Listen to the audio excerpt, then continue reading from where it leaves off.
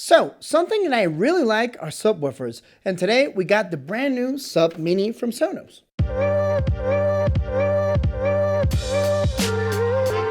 And let's start by saying this thing is not mini at all. It's pretty big and quite heavy. So what is this thing and what do you do with it? Well, pretty simple. It's made to produce bass, and it's actually made to complement your ecosystem with Sonos. There's only two speakers you can't use it with, the Sonos Roam and the Sonos Move. And that's because both speakers are made to be portable, and they're not as powerful as the other speakers in the ecosystem, including this Sub Mini. Yep, it packs quite a punch.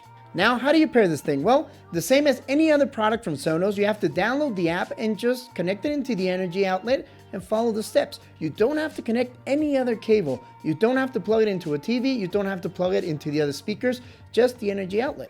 Pretty simple, right? Well, yes, but you will need Wi-Fi. It's not compatible through Bluetooth. And your Wi-Fi is actually going to have to be a 2.4 signal. Once you pair it, inside the app you can choose what group of speakers you want to use it with, because on its own you really can't use it. It just produces bass. It doesn't have any kind of vocals, it doesn't have mids, only bass. Sonos actually recommends you use it with the Sonos Beam and the Sonos Ray. Sonos Beam any generation, by the way. There's first and second. You can use it with either one. And I actually tested it with all those sound bars because yes, we have all of them here in the studio. But I also tested it with the Sonos Arc. Although it's not strictly recommended by Sonos to be used with that soundbar, it does a great job. Even though the Sonos Arc is huge and is actually pretty powerful, but there's a secret to that and why it does such a good job. And that is due to the fact that when you use the soundbar, it produces its own bass. That's if you don't have a sub. But once you add a subwoofer to the equation, well, now the soundbar is actually free of producing bass. It doesn't have to worry about it.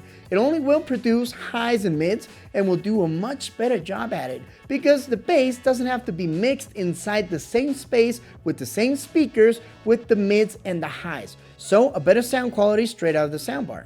And this will take care of all the bass of whatever you listen to. Pretty interesting, right?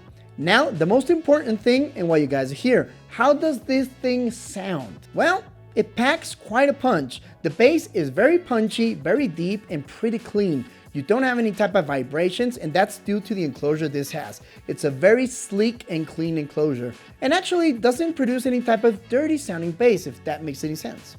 And there's also two ways of tuning it and equalizing it. You can either use the True Play function inside the Sonos app, or you can do it manually. But the true function for the Sonos app is only available for iPhones below the 14 Pro. Yeah, we tested it on this iPhone 14 Pro and it's not available yet. It will be pretty soon, but the subwoofer is compatible with TruePlay itself. And no, as the time being, Android phones aren't compatible with TruePlay. So what do I think and do I recommend this thing?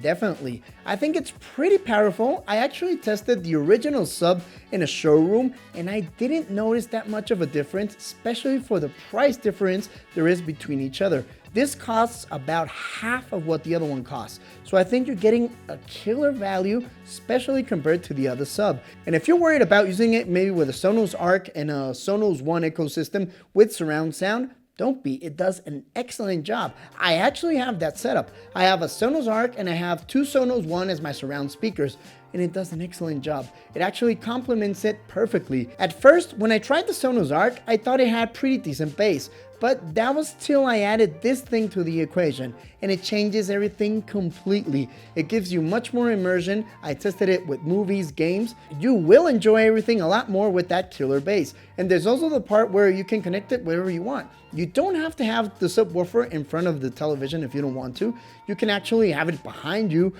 Some people like even having it under the couch, which makes a lot of sense because bass is meant to come from below. So with something like this, you can have a crazy setup where you can actually feel the bass. So pretty good. And in case you're looking to pick one up, you can find it down below in my affiliate links. So that's it for the Sonos Sub Mini. There's only one more sub that's my favorite, and that's your sub to the channel. And yeah, I definitely copied that from Aaron. Well, I hope you liked the video. If you do, consider subscribing, and I will see you pretty soon.